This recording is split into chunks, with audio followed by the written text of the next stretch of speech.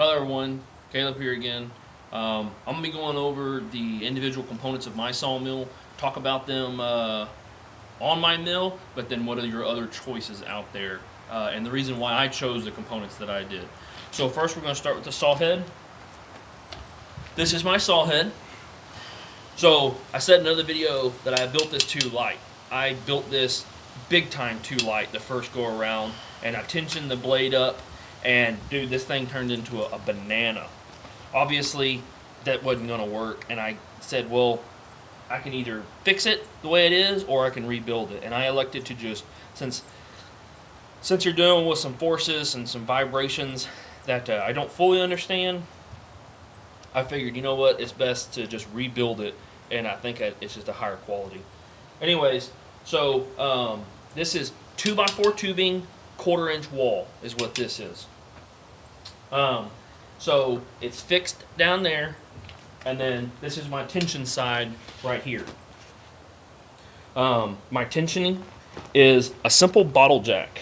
This is literally my tensioning device. It is a bottle jack that's rated for side motion, and it compresses 3 springs, which in turn compresses or pushes this assembly, which the wheel rides on, and it pushes it down. So far, it's worked very well for my use. I've been pretty happy with it so far. Don't really have any huge things that I would change different other than my bottle jack handle being too close to the blade wheel. There are some other ideas that I've seen out there that I really like, and I kind of wish I had done. They're like it's a hydraulic power pump unit, and then it's got a hydraulic hose, and it's got a piston on the end. That would be beautiful, because then you could mount that hydraulic pump anywhere you wanted, and then put your piston down in here. So if I had to do it over again, that's what I would do, and not a bottle jack. But those are $150 or more, and this was $40 on McMaster-Carr. So there was a cost savings there. And the springs I got on McMaster-Carr as well. My wheels, which is a very critical part of any sawmill, obviously. These are Cook's 19-inch wheels. They're all steel. They're cast, and then they're machined. And they have a little groove in them. They have a crown in them, kind of like a crown on a road, so water runs off. Anyways, I chose these wheels over the belted wheels because I felt like working with the tension that you're working with and the accuracy that I was seeking, and because my mill is so wide, I have a 51-inch cut capacity between roller guides. Since it was so far, I wanted to minimize as many things as I could, and with these I was hoping to minimize vibration and get a higher quality cut.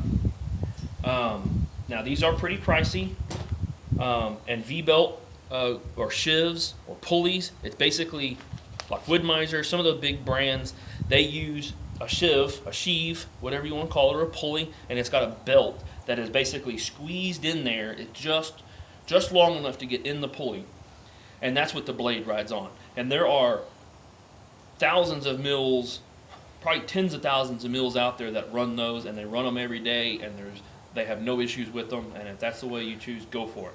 I would caution you against using car tires. The problem with car tires is when you get this belt and you put it in the middle of that tire, you're putting all that force in the center of your tire, and 1, you're going to be more prone to vibration. 2, you're going to tear up the car tire. 3, you're not going to get the tensile, you're not going to be able to tension this blade to the 17 to 18,000 psi that you need. It's just not going to happen. You could do it, but by the time you get done, your tire is going to be like this, and you're just not going to get a good quality cut. So I would caution you against those. If you're just doing a hobby mill, you don't care about any of that, you're just doing it for your own purposes, and you're only going to make an 18-inch wide cut mill, well, car tires may work for you, but in my purposes, and I think in most cases, car tires just aren't really the way you want to go. So moving on, the bearings that my shafts rode on, or that ride through, I chose this bearing setup with a bearing on either side because it was simple, very simple, and it's very robust. It's very strong to have a bearing on both sides. I think some of the other mills have 2 bearings on this side, or maybe even an axle bearing, not really sure, on this side. And that would have been fine. I don't have a problem with any of that. It's just this design is a lot more simple for someone like myself to build. So that's the reason I went with bearing on either. These are 2-inch bearings. It's a 2-inch shaft with a 2-inch bearing. I got these bearings about $70 a piece on Zorro. That was pretty cheap because they run way over that. The 2-inch shaft I got on Zorro, and this is just a 2-inch keyed shaft, nothing special. And I went with 2-inch because of the tension that you're going with. I've seen some guys run an 1.5-inch shaft, 1 7/16. I don't know how well those work. I went go big or go home. So I went with the 2-inch shaft. Another thing that this allows you with this type of bearing setup, if you'll notice, there's shims out here. Obviously, doesn't care how good a fabricator you are, you're going to have a little bit of variance, and the weld's going to pull your members and make them twist. So you need to be able to adjust that. So these are shims. There's shim stock, and I tried to chew them up as best I could by going off the top and the bottom of the blade and doing a string line, plumb bob, and measuring. Another adjustment is you obviously need to get this shaft to where the blade tracks properly. So you need to aim the shaft this way, that one you need to aim it that way so that the blade tracks properly. That's another thing with the steel wheels will allow you. The steel wheels and the belted wheels will allow you better tracking than the tires will.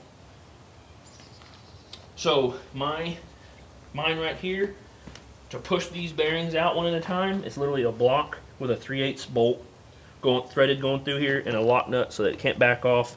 And I loosen these up and I tighten that and it pushes it out. Pretty simple design, right? My saw head is actually, this is my saw head and it's actually sitting on these. So if I wanted, I can actually adjust the saw head as well as a unit if I want to. Moving on to my roller guides. These are my roller guides. I got them on a Cook Saw. They're kind of a pricey unit, but there again, I felt like they were a superior setup. That's my lubricant as well up there in front. This is a lubricator. It's kind of covered in sawdust. So it drips from my tank, and it drips on this wool fiber, which the wool fiber rides on the blade to clean it and to put lubricant straight on it. I'm going to end up putting one on the other side, but for now I only have this one. But these are Cook's roller guides. This is a hardened steel. It's a hardened steel, and they have done very well with me. And to adjust them, you can adjust the up and down here, but the alignment with these 4 bolts, and you get that aligned just right. And then this, you push the blade down anywhere between 1/4 to 3/8 of an inch. And you push it down with these two, and the one on that end, and it pushes the blade down and gets it level and true. So that way you can run straight into a cut. So on mine, the way that I move mine is just a simple, and there's an indication right there, and I can go up again. There's another, and another. And they ride, this is 1.25-inch key stock, believe it or not. There's one here and there's one in the back. And this is, I believe, 1.5-inch, 1/8 wall tubing. There's one here and there's one back there. And then this 1/2-inch plate, and everything mounts off of it. And so I can slide this. This is about as accurate and inexpensive as I could find. With the reason I did this, a lot of manufacturers, they have a shaft come out from down here and it pushes it forward on either just a friction, just steel on steel, or with rollers. The reason I went with this is because I was concerned that with such a wide cut, when you're way over on its extreme, I was concerned that that bar would start to flex up and then my accuracy goes down because that bar is flexing up, because these have to be pushing down on this blade. This is flexing up, and so obviously then your blade's going to be off just a minute amount, but you're going to notice it when you start trying to plane your wood or do anything with it. So anyway, so I went with this design that's fixed here, and Obviously, if you're building a smaller mill, that's way overdoing it. Another way you could do it is like a linear bearing. Those are pretty pricey. But I think the more common is you have like a roller wheels that grab, a roller wheel that would grab here and grab there, and there'd be four of them. There'd be four of them, two on top, two on bottom, and it would be situated down here, and you just push them through, and that bar would just come out. So,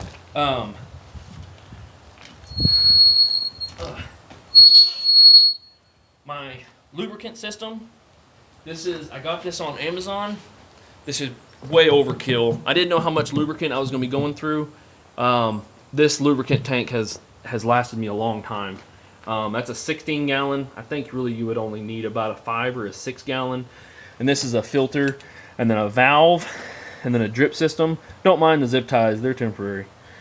I eventually want to put a solenoid valve here, so that way I can turn it off on and off electrically with the ignition on the engine or with the manual switch. So this truly is temporary. And then it comes down out of this hose, and it comes down and it drops straight on this wool fiber. This wool fiber was just a personal choice of mine. It's not on every mill. I think some mills just drip it straight on the blade. But with me, this was on a Cook saw. You can buy this on Cook saw. It actually drags across the blade and helps clean it. So, and I'm still figuring out coolant, the amount that you need, because too much is a bad thing. Too little is a bad thing. Mix. The mix that I'm running is water, Dawn dish soap, and Pine Sol. Like I said, I'm still learning, so don't crucify me. I don't have my mix right, but I use Pine Sol even when I'm cutting oak. I don't use it much. I don't turn this on much, but mainly the Pine Sol is for pine, because I'm cutting some pine that are down on my property.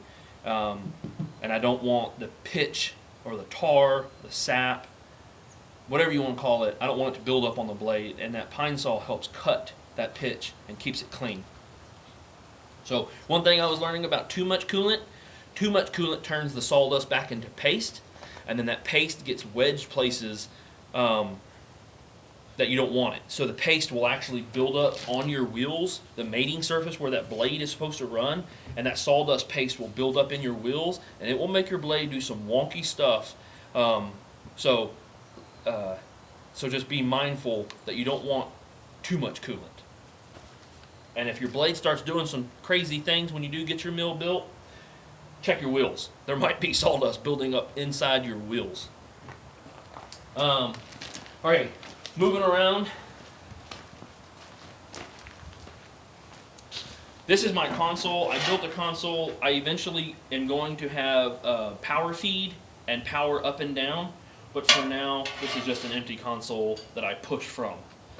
But honestly, I push from here just as much as I push from here. So from this station, I have my throttle. This is my throttle. The choke is still on the engine, but eventually the throttle, the choke will be here. My ignition will be down here on the console. My coolant on and off switch will be here on the console. My rheostats, my 2 rheostats, and the switches for my power feed will be on this console, and the hour meter will be on this console. But for now, throttle, my ignition is still back here on the engine, which can be a real pain if I have this thing all the way up when the blade is 48 inches off the log deck.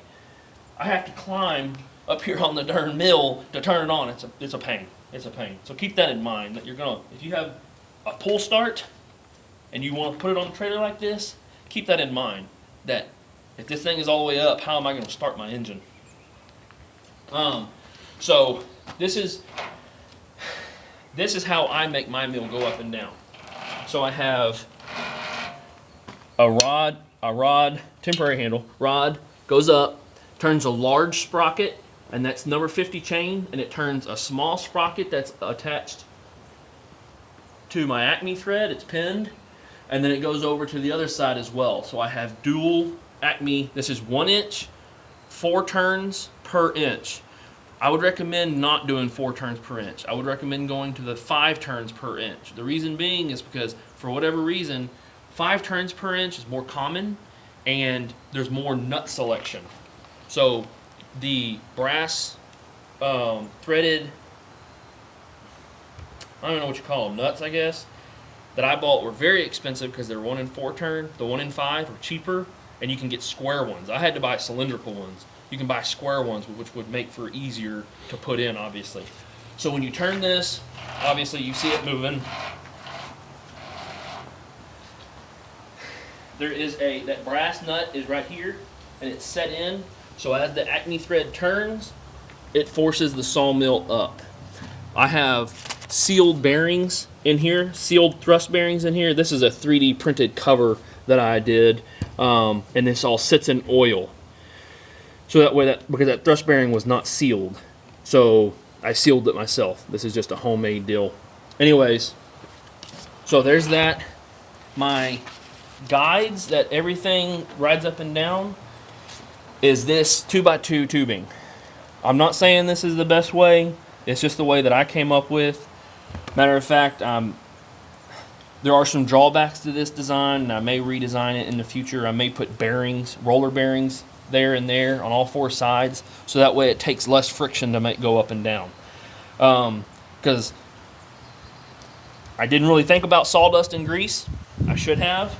Obviously, this side being the clean side, the sawdust doesn't build up. But on the other side, sawdust built up on that grease, and so now I'm having to use a dry lubricant, a dry spray. It's like a graphite type deal, and it's working okay. But so just keep that in mind. Other ways that you can obviously make your mill go up and down is a hand winch, an electric winch, chain. I've even seen, seems like Norwood, it looks like they have a garage door opener of some kind, spring, so it's all kind of like counterweighted type deal, so it's not as much force. I will say that this Acme thread method, it's accurate and it holds the mill. The mill can't go up and it can't go down. But you feel like going down for a nap by the time you crank this all the way up to the top, because it takes forever and a day and your arms are wore out and they're jello by the time it gets all the way to the top. So keep that in mind. The chain, or the cable, if your mill doesn't have a lot of force or a lot of friction right here, then it's probably going to go down on its own, and you could use cable, and the weight of the saw head and everything will slide down as you let winch cable out. Seems like that's a pretty common method on saw head lift mechanisms. So while I'm talking about this, you'll notice that I went with a 4-post design. I went with 4 posts. And the reason being is because some of the mills that I saw that had single posts, and they're just 2 posts, kind of like the Norwood, it's just 2 posts coming, sitting on basically like an upside down T. I watched some of those mills go through the cut, and boy, they get wonky sometimes. Man, they just start doing all kinds of crazy stuff, and I did not like that. And to me, it does not seem like it's conducive for a good, clean cut. So I said, no, I'm going to do a 4-post design, especially with how big a mill I'm doing. And so that's the reason I went with the 4-post. And let me just tell you, this setup, I think it weighs probably close to 1,500 pounds. So it's super heavy. So the construction on this is 3x4 tubing, quarter-inch wall. Yeah, quarter-inch wall tubing, 3x4. So it's pretty heavy duty. So are the uprights. This is 3x4, same way up there, same way across. It's all 3x4 quarter-inch wall tubing. Pretty heavy duty. Like I said, it's about 1,500 pounds sitting here, just like this. So there's some good things. It makes for a heavy mill. It's going to cut. I would think the vibrations are going to affect it less. However, when you're pushing it through a cut, you feel it. That's one reason why I want to do power assist, so that way it takes that work out of it for me. Now, let's talk about the track real quick and my rollers. So my rollers are in here. That's the shaft for the roller, and these are V-groove rollers. Let me just give you a word of advice. Don't do V-groove rollers. My rollers double as a V-groove, or if you can see, there's a thin gap in there, that's for standing angle iron up on end and running on the end of the angle. That is the superior way to go. I didn't know until after, but I had already built it and started sawing. I'm eventually going to change it because running on a V-groove like this, you would think that sawdust wouldn't pile up. You'd be wrong, and I was wrong. Don't do a V-groove. Get it and stand this angle iron up on end and have that roller run on there. So that way sawdust can't build up. And plus, I think it's going to run easier. It's going to be less force to take it to get through the cut. So, if you don't get anything else out of this video, don't do this. Don't do V-groove. Okay. So, now my scale. This is my log scale. Well, more or less. I got this at Harbor Freight. And it's adjustable. And adjust it. And this is where my cut is at. So what I'll do sometimes is I'll cut and then I'll move it and then go down.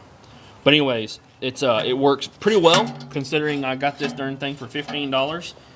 It doesn't have all the log scales on it, but this does what I need to do because mostly what I do is slabs, so I'm not doing a lot of dimensional lumber. I'm going to show you this here, but we're going to take you around the other side of the video, and I'll show you over there. This is my belt engagement. So whenever I want to engage my saw head, I literally cam that down, and it tightens up my belt.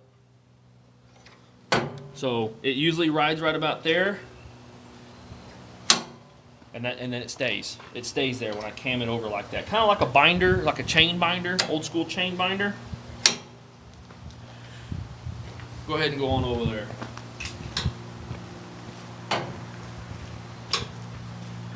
This is okay.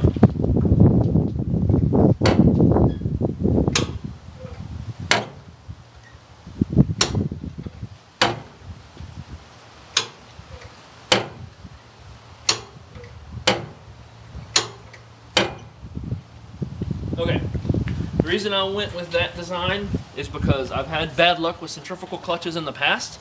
I don't like them. They're noisy. I just don't care for them. Probably too many failed go-kart stories and builds. Probably the reason why I hate them. Anyways, I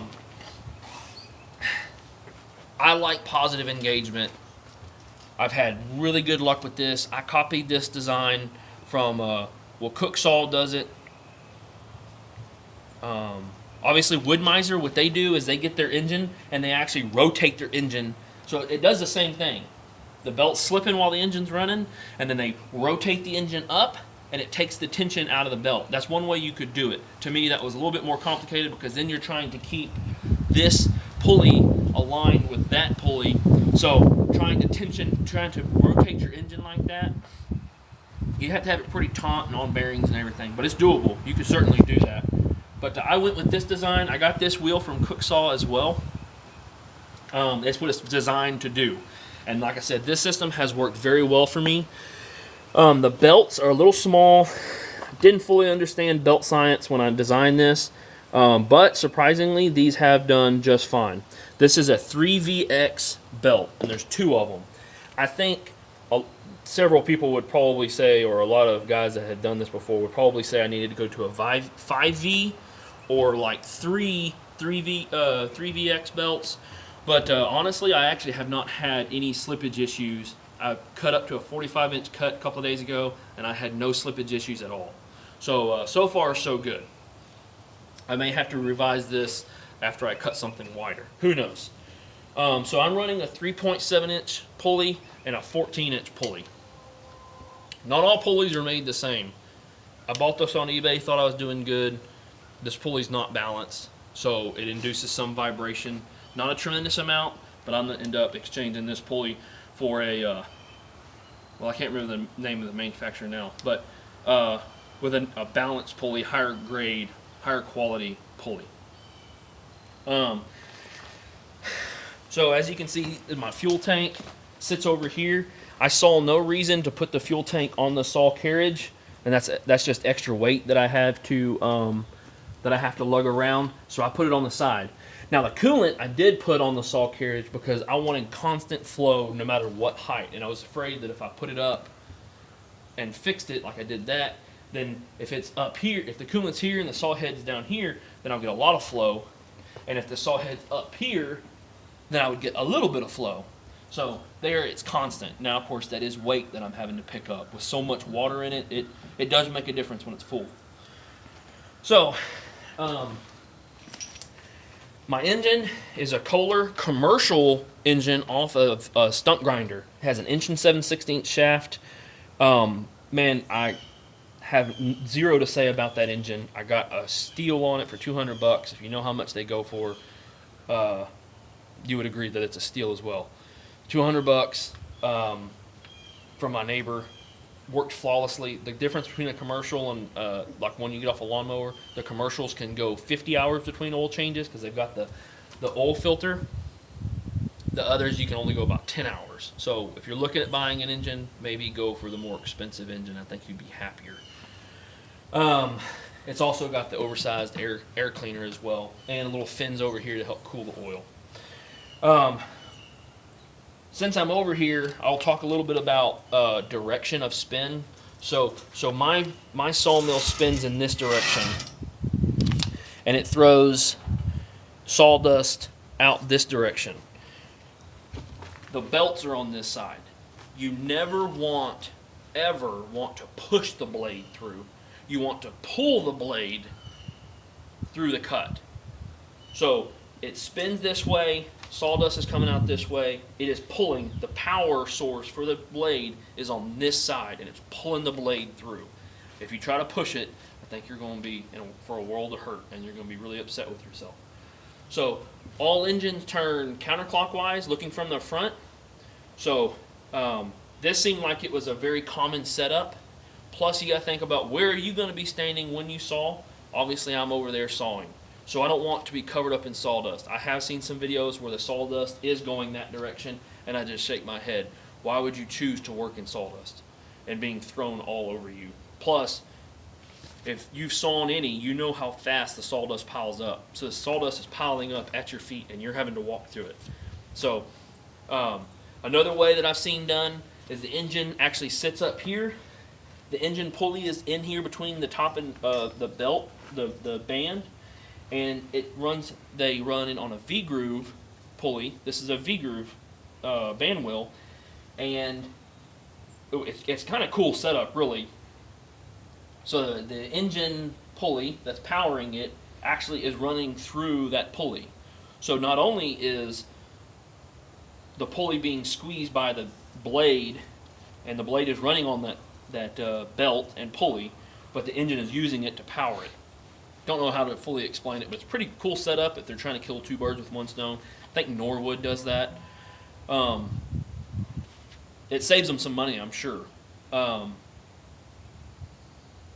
Yeah, obviously if you want it to spin, if you want the sawdust to go that direction and you want to be on this side, then you're going to have to turn the engine around. I'll let you figure that out. But to me, this was the simplest setup, the no-brainer style setup. I went for simple and robust, not complicated.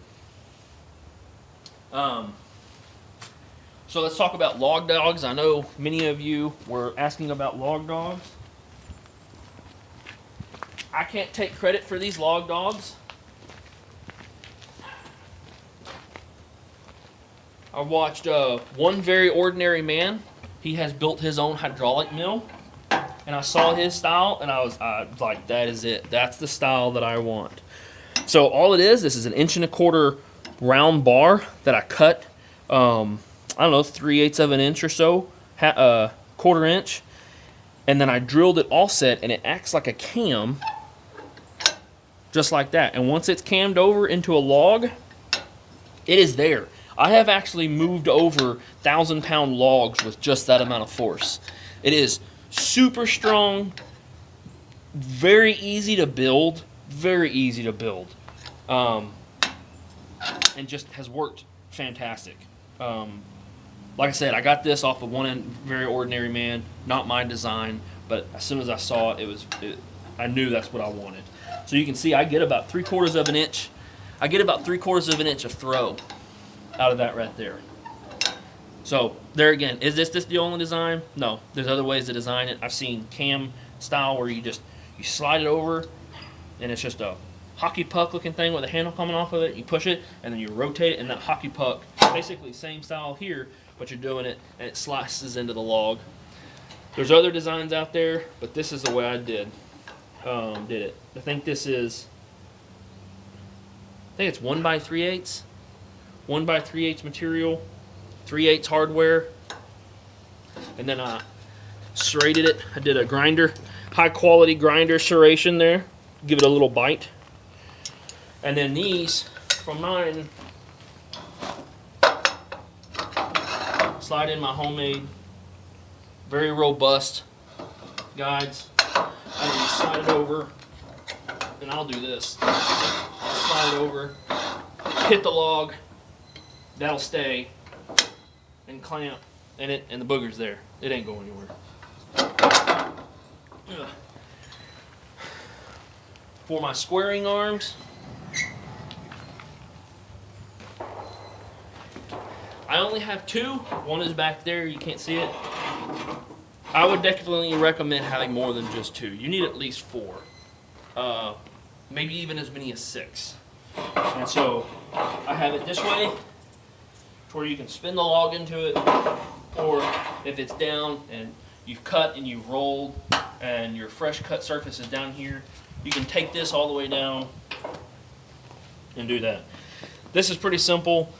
It doesn't make for fast cutting or fast rolling because I have to go around the mill. I have to reposition these. I know some guys have these on bearings to where they'll rotate like this. I wish, but for the time being, this is what I'll have to do. Obviously, you've seen all of, if you've watched Wood-Mizer or Norwood or any of the powered mills that have hydraulic ones. I don't foresee myself doing that just because I do mainly slabs, and when a big log like that is on here, I'm not going to be rotating it.